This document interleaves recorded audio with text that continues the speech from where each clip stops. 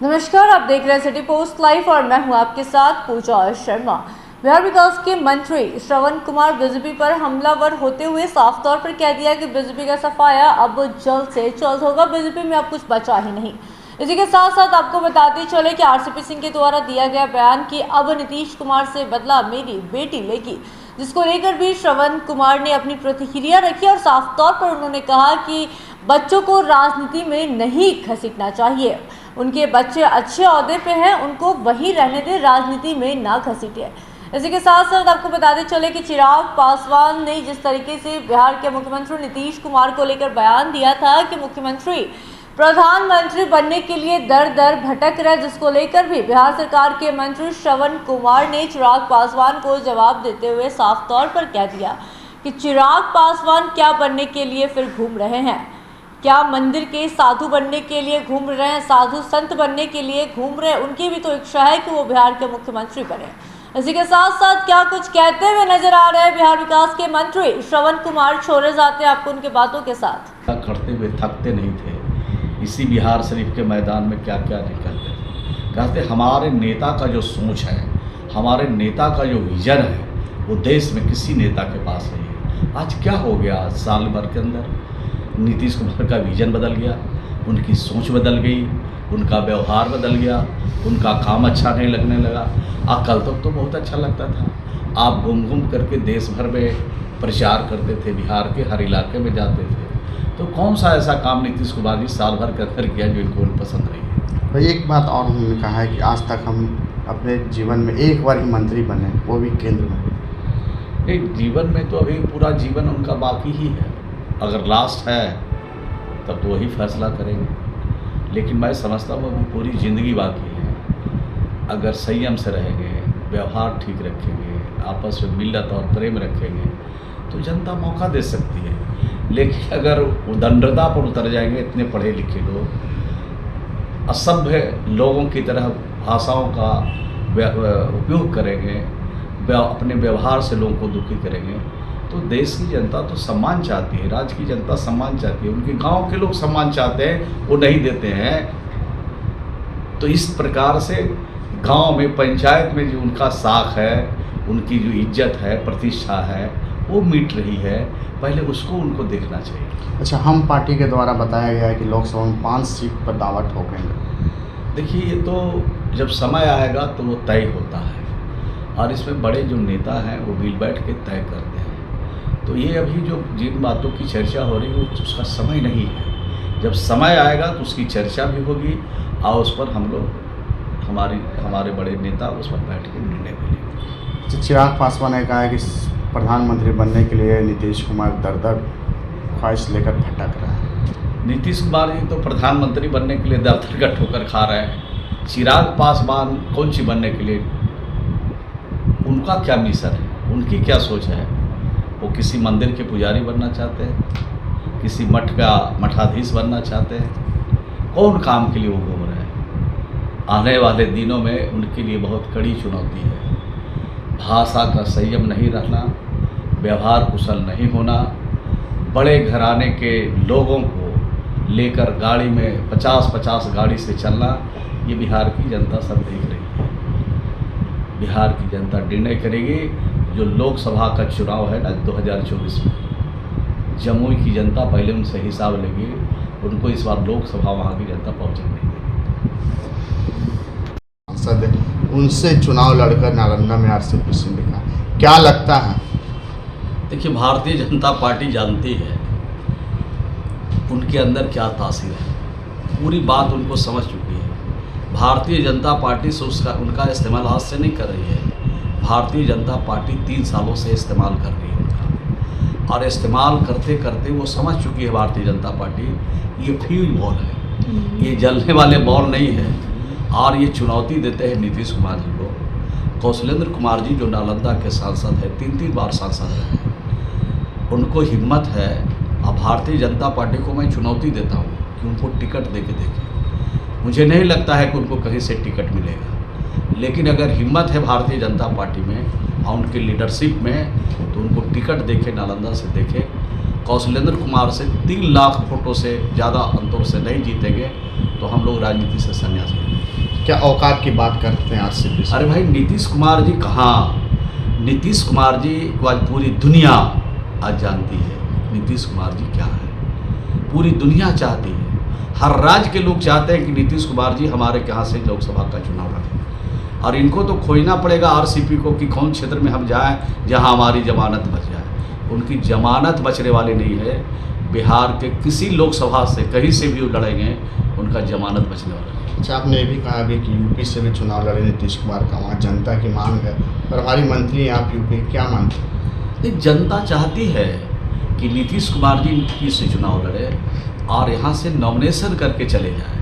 हम लोग नॉमिनेशन करके चले जाएं, देश भर में घूमें, लोगों को बलवंत करें। यहाँ आने की ज़रूरत भी नहीं है। सर्टिफिकेट हम लोग पहुँचा देंगे, उनको जहाँ रहेंगे वहीं सर्टिफिकेट पहुँचा देंगे। ये विश्वास के साथ वहाँ के लोग बोलते हैं। और आरसीपी तो अभी आए हैं इसमें, तो उनको टिकट वो नहीं देगा, और दे दिया तो वैसे ही जगह से देखा जहाँ 3 लाख वोट से ज़्यादा से हारेंगे, जमानत उनकी बचने वाली है। कितना चुनौती रहेगा जेडीयू के लिए?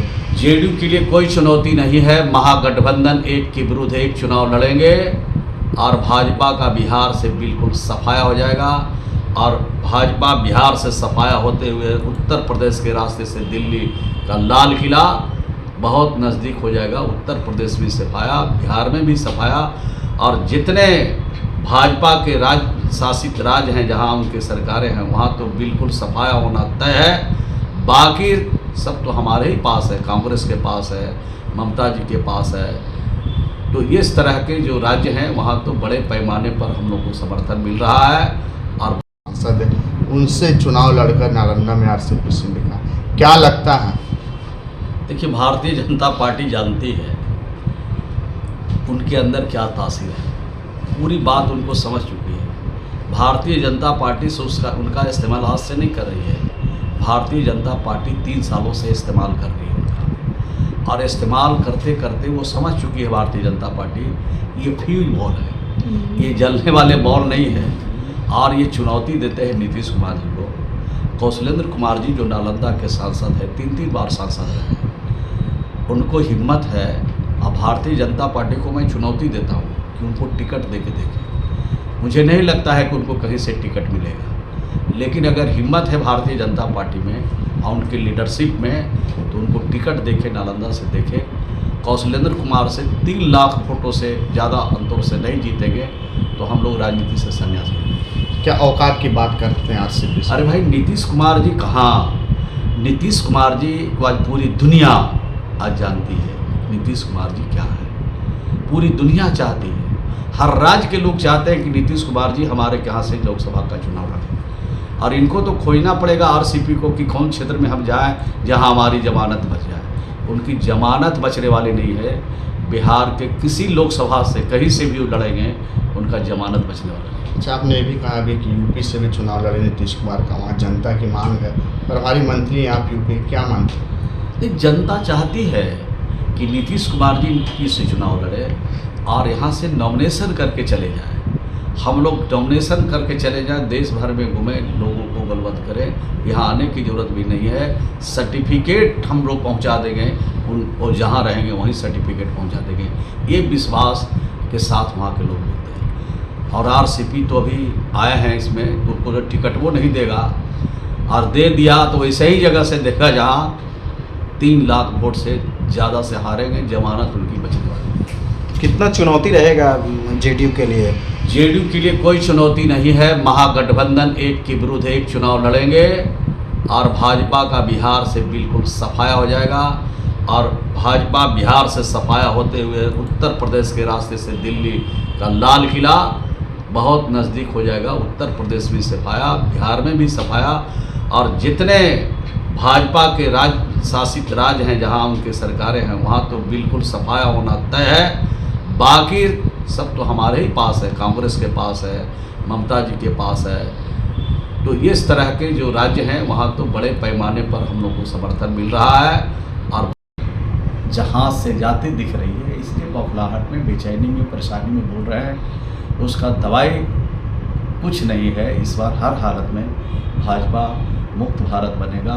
ये हमारे देश की जनता ने, हमारे बिहार के लोगों ने अमन परस्त, शांति परस्त, भाईचारा और जिनको आपस में मिल्लत पसंद है, ये सब लोगों ने मिलकर के तय किया है।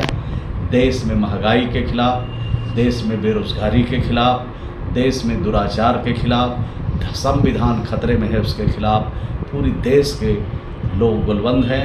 और पॉलिटिकल पार्टी, ये देश के जो लोग गुलबंद है उसका सम्मान करते हुए महागठबंधन बना करके 2024 में भाजपा से भारत को मुक्त करेगा। अच्छा, इस तरह का बयान आरसीपी सिंह देते, क्या सलाह उनको दीजिएगा? इस तरह का बयान सही है या नहीं? सबसे ज़्यादा पढ़े लिखे लोग हैं, विद्वान हैं, IAS रहे हुए हैं। मैं तो एक छोटा सा गांव का किसान का, मजदूर का बेटा हूं, यहाँ तक पहुंचा हूं। मैं यही सलाह दूंगा कि कोई पॉलिटिकल पार्टी का नेता हो, ये सामाजिक जीवन जी रहा हो, अच्छे ओहदे पर आप रहे हैं, किसी के खिलाफ ऐसी टिप्पणी नहीं करें जो जनता को पसंद नहीं। और ये बिहार की और देश की जनता देखती है कि आप किसके बारे में कितनी ओछी बात कहते हैं। कल तक नीतीश कुमार जी के कसीदा करते हुए थकते नहीं थे। इसी बिहार शरीफ के मैदान में क्या क्या नहीं कहते हमारे नेता का जो सोच है, हमारे नेता का जो विजन है, वो देश में किसी नेता के पास नहीं है। आज क्या हो गया, साल भर के अंदर नीतीश कुमार का विजन बदल गया, उनकी सोच बदल गई, उनका व्यवहार बदल गया, उनका काम अच्छा नहीं लगने लगा। कल तक तो बहुत अच्छा लगता था। आप घूम घूम करके देश भर में प्रचार करते थे, बिहार के हर इलाके में जाते थे। तो कौन सा ऐसा काम नीतीश कुमार जी साल भर के अंदर किया जो इनको पसंद नहीं है? भाई, एक बात और उन्होंने कहा है कि आज तक हम अपने जीवन में एक बार ही मंत्री बने, वो भी केंद्र में। नहीं, जीवन में तो अभी पूरा जीवन उनका बाकी ही है। अगर लास्ट है तब तो वही फैसला करेंगे, लेकिन मैं समझता हूँ अभी पूरी ज़िंदगी बाकी है।